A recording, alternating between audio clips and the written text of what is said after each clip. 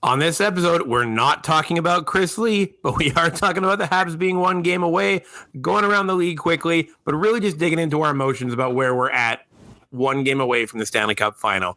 You got a whole bunch of stuff coming up on Fumble Puck.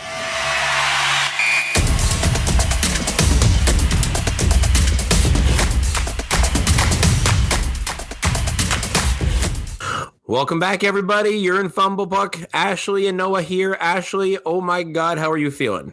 I am so anxious, but so excited, but so anxious and so clenchy. How are you? I'm feeling good. I don't think we've ever technically really felt this way before in terms of our team, because the last time it happened, we were too young to fully appreciate it. I agree. I remember 93 vaguely. I do. But this, and I don't remember 86 at all. But this is like whole new levels of anxiety-inducing hockey. Yeah, we are further than we were in 2014, which is the closest we got. And just wow. I'm now finding myself also fighting the desire to chirp a little bit. Not that I'm going to. I have self-control. I'll do it. Really? You're not? No, I'm not. I'm going to behave. It's important. I don't want to jinx it. I know. You know what's funny? So I want to get some people's reactions to like what their superstitions are, like what they've done to make the Habs go so far. Because, we all have our part to play, as you know. So I want people to chime in with this. So like people, obviously you can't call in because we're not that kind of show, but send us messages, email us, tweet us. I want to know what you're doing. So my thing that I've mentioned before is blinds, right? Like if the blinds are closed, I can't touch the blinds. So last night, right before the third period, I came downstairs and I stepped on my dog's ball and the ball rolled into the blinds. And I was like, oh my God, it touched the blinds. And it was obviously an accident. But I was like freaking out. And my mom looks at me and she's like, okay, I can tell you this now. 2 games ago, I accidentally opened the blind and checked on my car. So I think it's okay if the ball touched the blinds. But I was like, no, the blinds. I was like so upset about it. But I'm still in full clutch my stuffed UP mode. I'm still clutching my whole body mode. So let's just say my body's starting to hurt a bit. My feet really hurt when I clench them. I've got some neon knee-jerk reactions for you. All right. And I promise one of them is not going to be Chris Lee because that's been beaten to death. There will also be like a lot of censoring if it is. I'd have to like basically just bleep out the whole section. So yeah, good. Yeah, so we won't do that. Okay. Good. Okay, so are you ready? Yes. The Bell Center. Loud, even though it doesn't come across as loud. And so I was listening to Tony Marinaro this morning, who was saying how he wants 21,000 fully vaccinated people to be able to go to the Bell Center. I don't really feel safe having 21,000 fully vaccinated people being at the Bell Center just because you can still get COVID and it's a little bit iffy. But I would like there to be a bit more than 3,500. Like I think we can do 7,000 or 5,000 safely.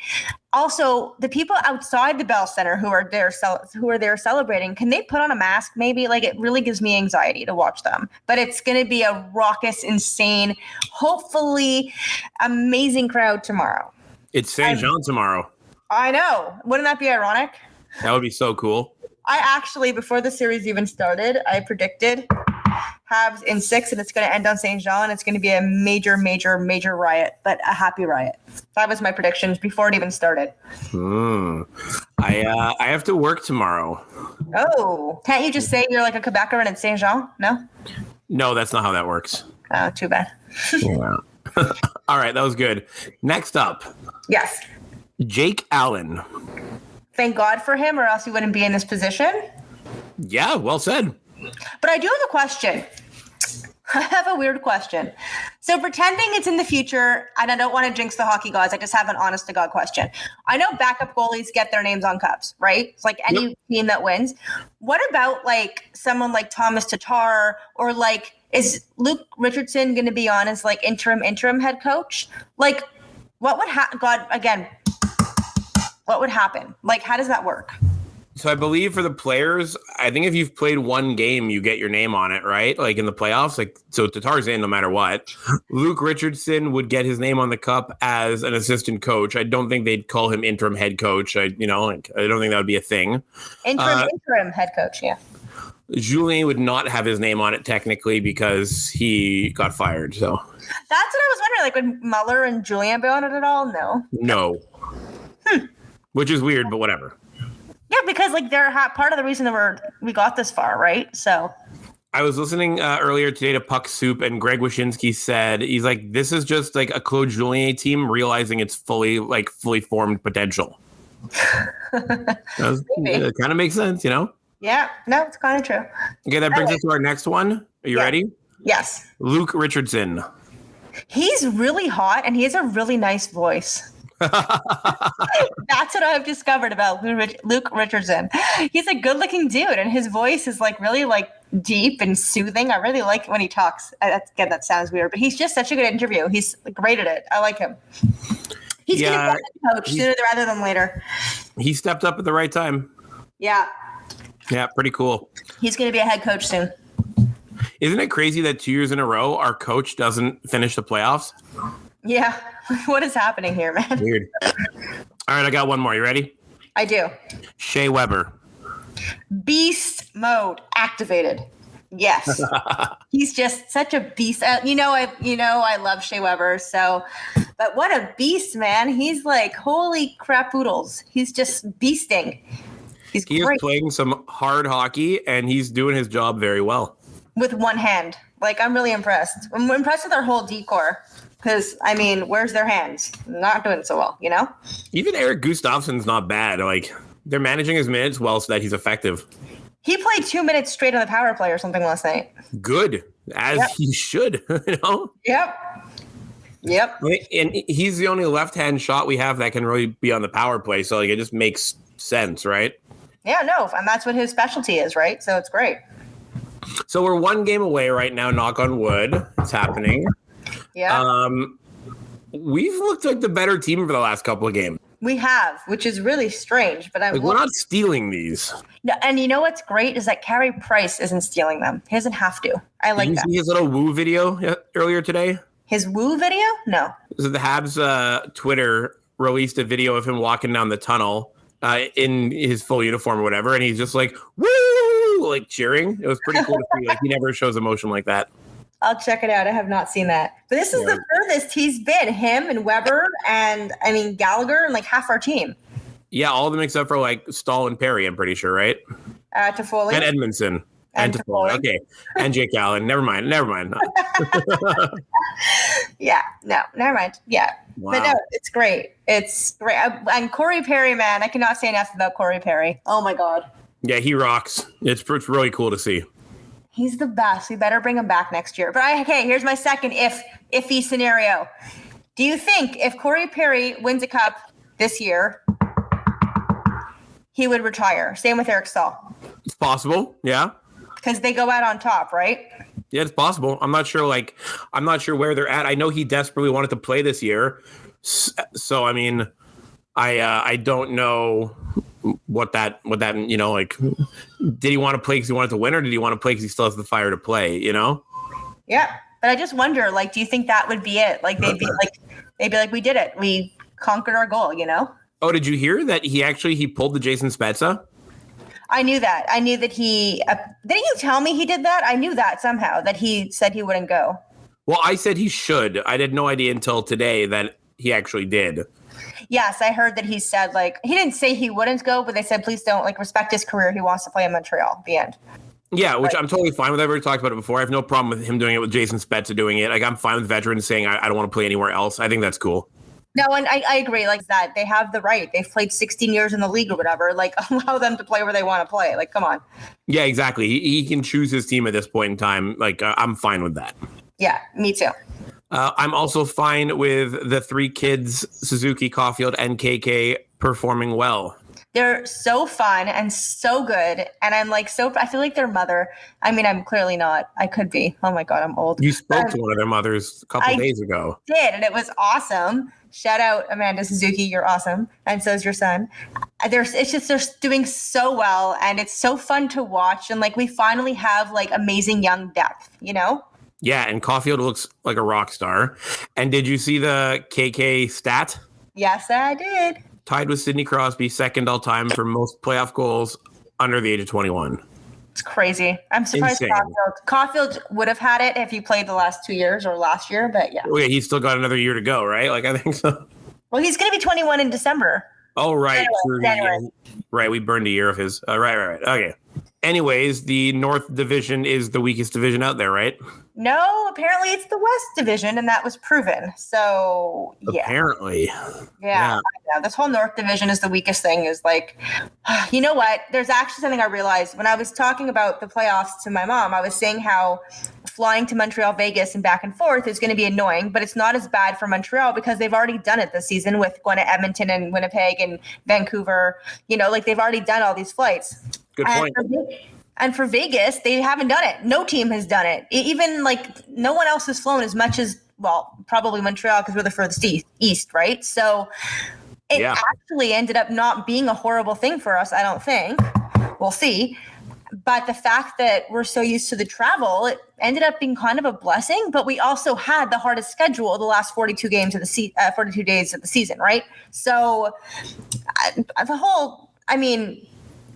we do have the defensemen and maybe our goalies aren't the best, but we do have elite talent in terms of elite talent in the league. I mean, we have McDavid, we have Matthews, we have Marner, we have Draisaitl, we have Pettersson, who was injured the whole year. But we do have amazing talent compared to the rest of the league. Like there's McKinnon, there's Crosby. They don't play in the same division. There's Ovechkin. Okay, they play together. But like, you know what I mean? Like we have a lot of good in 7 teams. So I'm of the opinion that all 4 divisions are equally good. I think the hardest division was the Boston Bruins, Rangers, like Flyers, Pittsburgh. That whole division seemed Caps. They were like Islanders. That was a really hard division. I think that's the hardest one, personally, in my opinion. That one would run away with it for being the hardest to me. And the New York Islanders came out of it. Which isn't surprising. They were there last year, too. I like the Islanders. I won't if we play them or... Well, if whoever's playing Vegas, I'll cheer for them. But I like the Islanders. They remind me of us, to be honest. Yeah, that makes a lot of sense.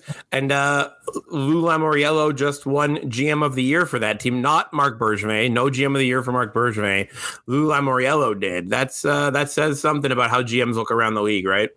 What did he do, though, besides trade away Taves and get 2 seconds for him and acquired Kyle Palmieri? What am I missing? Like, he got fleeced on a Devin trade, the Devin Taves trade, and he got Palmieri and Zajac. He basically recycled some New Jersey Devils. So I'm curious to know how that wins GM of the Year. And I'm not a huge Marc Bergevin. Like I'm not a Marc Bergevin homer by any stretch of the imagination, but I'm woman enough to say he did an amazing job this year and deserves it way more than anyone else who he was up against. But whatever, I find it a bit. I think it's weird, honestly, that Tampa's GM didn't win GM of the Year. It makes no sense to me that he didn't win it. He just cheated. Well, yeah, he was able to field a roster that's $18 million over the cap legally. The fact he was able to pull that off is a wonder, like a masterpiece, you know? Like, props to him, but like it just shows how GMs vote. They're all weird. Like half of them are probably dumb, you know? Do you see that Kyle Dubas had a first place vote? That's it. Yeah, I don't think that's crazy. Oh, I think it's pretty funny. I was like, did Kyle vote for himself? I don't think it's crazy. The Leafs looked dominant all season, and they had a bad break to not beat us, right? Like there's a reverse story, like a parallel universe where Matthews connects on that Game 6 overtime shot, and we're not talking right now, you know? No, thank you. Happy it didn't happen, though. Me too. It brings up that whole narrative about the Islanders and the Habs and teams that are quote unquote built for the playoffs. I find the whole thing weird. Like it seems clear that our team is better in the playoffs. Like our style is working a little bit better. Right. But isn't it weird that it's like 2 different games almost? It is. And what's interesting, though, is you have to get through the regular season to get to the playoffs. So even if you're built for the playoffs, you might not ever realize that if you don't get there. So yeah. Like, I get it. I understand what Bergevin did. He did build us for the playoffs, but we had to get there and we almost didn't. And it's a little bit of a mixed bag, you know? It's a little bit weird.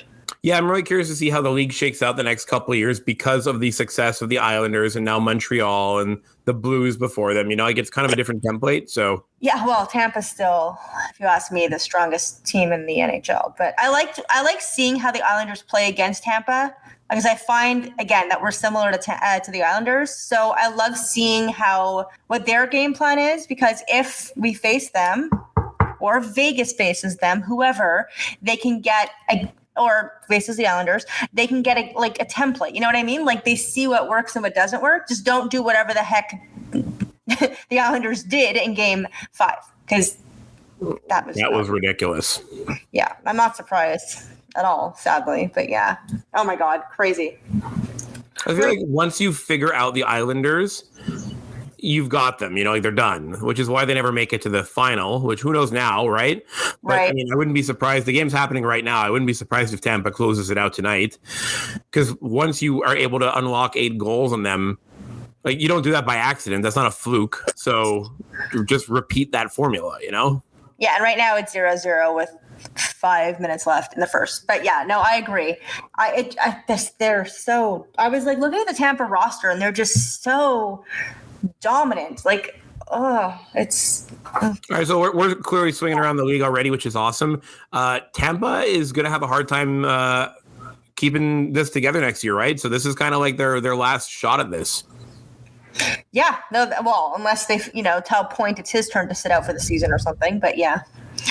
Yeah, but even that, like 18 million over, they still have that's more than Point, That's Point and Stamkos and half a Kucherov. Yes, I know. Yeah, it's crazy. It is crazy. I don't like teams that cheat. So Blake Coleman's going to be a free agent next year. They can't afford to keep him. He's going to get overpaid probably. Yes, he will. I like Blake Coleman a lot. I know you do too. Yeah, I'm a huge fan. He's going to get overpaid though, for sure. I can see him in Calgary or something. Yeah, I can see that. I can see him in Winnipeg. Or Edmonton. Yeah. I could see Toronto loving him, but they can't afford him. So if they could, they just keep Zach Hyman. Yeah, exactly. Yeah. Speaking of the Flames, did you hear there are rumors of Matthew Tkachuk wanting out? I did hear that. Do you think they're true? I don't know, but I know they're already thinking about getting rid of Gaudreau, right? So You're going to get rid of both your left wings? That's a rebuild. You just started this and you're going to rebuild already, It's going to be very interesting to watch the Flames this offseason, that's for sure. Imagine they could have still had Dougie Hamilton, those idiots. I would love to get Dougie Hamilton. Yeah, he's awesome. I'm a huge Dougie Hamilton fan. I hate that his name is Dougie, but yes, me too. Why? Because he teaches people how to Dougie? No, just it's what kind of grown man has the name Dougie? That's all. Is his name actually Dougie or is it Douglas? I'm assuming it's Douglas. Wouldn't it be funny if he's just Dougie? If that's just his name? I'm Googling it. It's Douglas Jonathan Dougie Hamilton. Douglas Jonathan. Weird. DJ. They should call him DJ, not Dougie. I feel like he's from Toronto. Maybe he'd go home to Toronto. I really hope not, though. Yeah, but they can't afford him. There's no way. He's going to be a $9 million guy. Good. Okay, good. Or at least he should be a $9 million guy. Yeah. Well, we're not going to get him at that point either, so. No, we don't need him, right? Well, I mean, not that we don't need him, but he's a right shot D. We already have Weber and Petrie. We're not signing him to play on the third pair, right? No, for sure not. Did you read or did you see at least the article by Acton the Foolaman? Do you know who Acting the Foolaman is? No, and I thought it was a typo. I don't know who that is. So it's a joke on Nikolai Kulemin, right? Former Toronto Maple Leaf player. He so Habs Eyes on the Prize, the site? Yeah. The Toronto equivalent is the Pension Plan Puppets. He writes for them, and he's a big name on Twitter. He's got a huge following for Leaf stuff. He's actually really good because he's one of those self-deprecating Leafs fans. So he's never arrogant. He doesn't show off. He just enjoys talking hockey, and he's pretty funny. So he's definitely worth a follow if you want to touch into the Leafs world a little bit without getting your hands dirty, Right. But he wrote an article saying, we're the bad guys, right? And he wrote a whole article on why Toronto's the villain in the NHL, and he gets why everybody hates them. It was so awesome. Oh, I'll definitely check that out. P.S. It's 1-0 Tampa. Interesting. Who scored? I don't know. Hold on. I just see that it says it's 1-0. Who scored? Shocking. Braden Point. That puts him into sole possession of the second all-time goal scoring streak record in the playoffs, I believe. You should know he's my favorite Lightning. I hate him. I think he's ugly. I think he's stupid. And I want to see someone punch him in the face. He's so good, though. He's very good. Drafted 4 spots after Brett Lernout. Kills me. Yep. He's so good. He is so freaking. I don't remember the reason why he dropped so far. I know he's small, but that can't be it, I have no idea. I just know he's really good, and I would love to have him on our team. You know who's really good? Who? Gerard Gallant as a coach. I know. It killed me that he went to the Rangers. Oh. I actually like it because I do like the New York Rangers a lot. So having a coach that I feel is competent for that roster makes me happy. I actually thought Gallant was going to go to Seattle. That was my thought. So I think that was just too easy, kind of, he's been there, done that already, And if he doesn't make the Stanley Cup final, he's a disappointment. So why would he put himself in that position, I guess. But yeah, no, I like the Rangers too. I think he's going to do really well there, and I'm happy for him. Big city. It's a good place to be. I wonder who's going to coach Seattle. I don't know.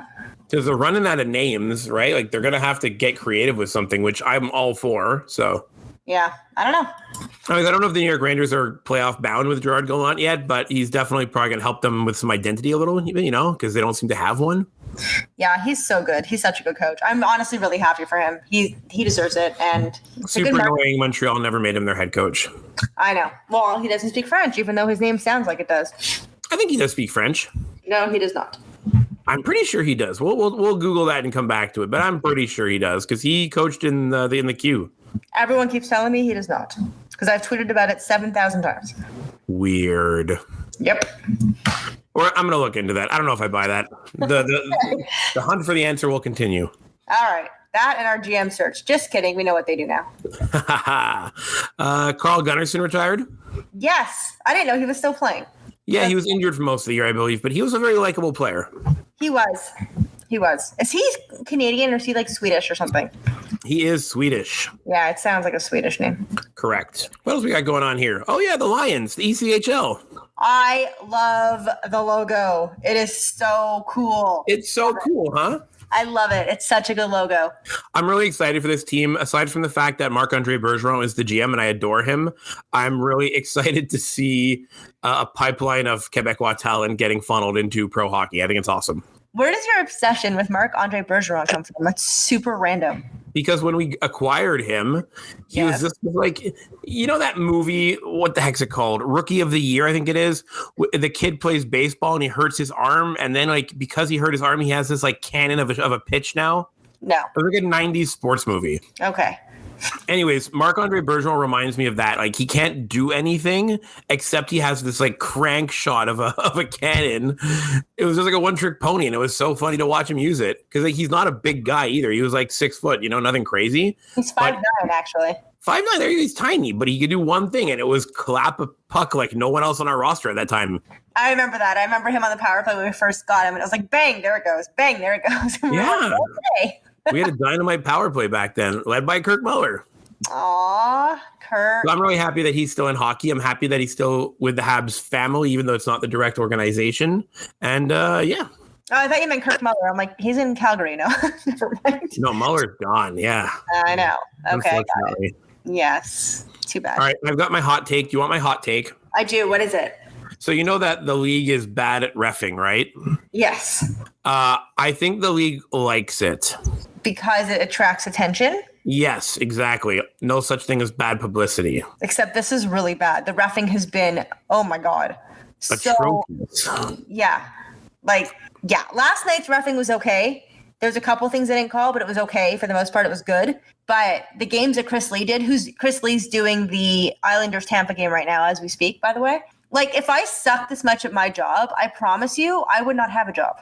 Someone said it really well. I forget who it was, but they said, so the NHL chooses its Stanley Cup final refs based on performance. Chris Lee in his 20-year reffing career has never reffed in the Stanley Cup final. If that doesn't tell you what you need to know about him, that's it. Yeah. Well, it's a huge issue, and I don't understand. And even our stats with Kelly Sutherland is horrible. We didn't have him this year, but in the last 2 years, our stats are 1 in 10 or something. It's really bad. But he did a pretty good job last night. I'll give them that. But this series is getting out of hand because of Chris Lee and his ineptitude. Like, it's totally insane. And oh my God. That picture of Suzuki getting punched in the face by McNabb with Chris Lee staring right at it, that's going to be some iconic photography right there. Oh, it's horrible. And what about and then Corey Perry's bleeding from his face, from his nose, and has a crap ton of stitches. And it's fine. What? I don't understand that. That's this. There's been a couple of moments like that where who was it that got high sticked when their helmet came off? And was it Armia? Maybe. I can't remember. Anyways, when a player falls down, or their helmet comes off, wouldn't it be natural for a referee to look at that person to see? You would think. Since when did they start reviewing for 4-minute minors, by the way, for blood? What? When the hell did that start? I have no idea. The whole thing is just weird, and the reffing is weird, and very, Vegas got away with murder on us, and no one's Also, the offside challenge in the Tampa Islanders game. Did you see that? No. So Tampa challenged they challenged for offside on a goal. That was the offside happened 53 seconds before the puck went in the net. Didn't we do that also? Yeah, it's absolutely ridiculous. Offside reviews shouldn't be a thing. You shouldn't be allowed to challenge them. It's stupid. Oh, that's what happened on the game-winning, the overtime Nicolas Roy winner, is that they believe it was an icing. They never called the icing. And then Nicolas Roy scored, and that's why the Habs stayed on the ice, was to see if it was an icing. But you can't even. It was really strange. Yeah, that's what happened with us. Sorry, I missed the Islanders one. Yeah, if it doesn't have a direct impact on the play, it shouldn't be a thing. You shouldn't be able to challenge it. There's no way 50 seconds goes by and the offside still mattered to the goal. Get out of here. Get out of here. Was it overturned? No. Okay. Yeah, the reffing is such a mess. I don't understand the reffing. Seriously, take the best refs. Don't take this crap. We don't need crap refs. We have enough. The Habs beat Vegas and oh no, hold on. I hit something and my screen is playing a video. Okay, sorry. The Habs had to beat Vegas and the refs. It's so disgusting. I hate the reffing. And my favorite part is when Chris Lee looks away from the play and just says, "Oh, keep rolling the clock." Excuse me? Yeah, what a jerk. Oh my God, I hate Chris Lee and his reffing. Tim Peel just as bad. With Montreal leading the series now, despite all the adversity of the last little while, the dumb take that someone else is going to have that I want you to avoid for this week is the idea that the Habs got lucky to get to where they are. It's absolute garbage. Luck plays into every team. There's definitely elements of luck with every team, but there's no denying that there's something about this team that they know how to bang with the big boys. Absolutely. Look, we may not be the most talented. I admit that. We may not be the biggest, the bestest, whatever. We are a cohesive unit right now that's working together to win the cup. And we're doing a great job. And I am so proud of them, regardless of the outcome of this series. I am so proud of them for what they've been able to accomplish. They have gone to battle. They have proven that they belong. And I can't wait till next year when the season starts and they have us ranked 7th in the Atlantic Division. Oh, it'll happen. I know. I'm being serious. You're going to put Buffalo ahead of us. And Ottawa. And I'm going to have a 5th. We're going to be 8th. We're going to be 8th. Detroit's going to be ahead of us. Oh, my God. Maybe we'll beat them finally. That'd be nice. Remember that when we lost? I'm excited to, I remember that. Whatever. I'm excited to get back to regular divisions, though. I'll be so happy when I no longer have to talk about the North Division ever. What a dumb idea. What a bad experience, Yeah, I know. But you know what would be really cool if tomorrow goes as planned and we get that Western Conference trophy? That would be so cool. I want that so badly. That's just an icing on the cake part of this story. On Saint Jean Baptiste Day. It's amazing. It would be wild. So funny. Oh my God. Yes, I agree. The Habs are not here by luck. We are here because we're good. Amen. Word. All right. Sherrod or not, who do you got? I have Nick Schmaltz. Nick Schmaltz. Oh, yeah. Okay. I get that. That's not bad. See, I also was is he even still playing? Yeah, he was injured for a lot of this year, I think, though. But he's adorbs, kind of. He has a Freddie Prinze Jr. kind of young heartthrob vibe going. Yeah, exactly. Yeah, if he was in rom-coms, I would get that. Or I Know What You Did Last Summer. Oh, that was right. Movie. Wait, was that Freddie Prinze Jr.? Was Ryan? Yeah, it was Ryan Felipe, Freddie Prinze Jr., Sam Cutler, and Jared Philip Hewitt. Yeah, okay. Woo. Okay. That's awesome. That's my Sherrod or not. Somebody actually commented on Twitter today. I saw they said I went to the game last night and my wife can't stop talking about Ben Sherrod. And I tweeted at him saying, yeah, because he's hot. I'm like, we even have a section of our show called Sherrod or not. Nice. Awesome. Any chance to talk us up? I love it. Oh, I do it a lot. No, I do it a lot. My dad was really proud of the interview with Amanda, and he sent it to all his friends. Well, he had me send it to all his friends because he doesn't actually know how to do it, so I had to do it. But that's awesome. It was a lot of fun to do. It was really cool talking with her. I think she was really gracious. Me too. She's awesome, and I wish her the best and her family the best and Nick the best. And what a stud, man. He's so good. Yeah, let's go take it home tomorrow. That's a huge opportunity. I'm so excited to see this. Are you watching at work? I'll have it on the TVs, yeah. I'll probably be bad at my job tomorrow, but, you know. My mom's coming over again to watch it. So, nice. Yeah, that seems to be working. And I ate Subway for lunch yesterday. I did not have Subway for lunch on Monday. Nope, Sunday. I will have it again tomorrow. What kind of Subway sandwich do you have? It's like my own weird little creation. It's chicken strips with marinara sauce and cheese. Weird, but okay. It's like a chicken parm. Yeah, sounds like it. It's delicious. What do you have? I normally go for like a buffalo chicken kind of sandwich. So I'll do like the chicken, like the processed chicken strips, buffalo sauce, lettuce, green peppers, onions, olives. I don't like putting pickles on my Subway sandwiches. I find they're weird. And then I'll put Caesar dressing, but not every Subway has Caesar dressing. So if they don't have Caesar, I'll go ranch. Okay. And I go Swiss cheese. Okay, I go Monterey Jack or mozzarella or American if I have no other choice. All right. Yeah, awesome. Well, I think that's a wrap, right? Pretty to the point this week. We got a big game coming up tomorrow that will give us lots more to talk about. Here's hoping. All right. As always, you can find us on social media at FumblePuckPod or shoot us an email, Ashley at FumblePuckPod.com or Noah with an H at FumblePuckPod.com. And of course, please tell us, what are your superstitions? We're going to have a whole podcast about those, possibly in the summer when there's not too much happening. Except, Bergevin, there's always something going on. So let us know. We'd love to hear from you. Tell all your friends. Follow us on all your podcast apps. Click subscribe. For that way you get to know whenever a new episode drops. And go Habs, go. Woo!